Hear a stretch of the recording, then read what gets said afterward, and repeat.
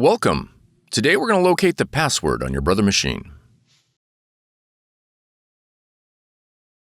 Your machine's default password is required in order to update the firmware or to access some advanced features. If your machine was manufactured in 2020 or later, the password will be located on a label on the rear of the machine. Your password will be the characters to the right of PWD. Your password will be exactly 8 characters. It will be case-sensitive and may include letters, numbers, and symbols. For older machines without a password label, use the word initpass or the word access as the default password. When prompted, enter the default password in the password field. If the password is not accepted, contact your system administrator and ensure the password has not been changed. For more tutorials, FAQs, and videos, visit us at www.brother-usa.com.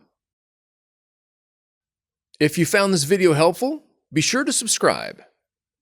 Thank you for choosing Brother.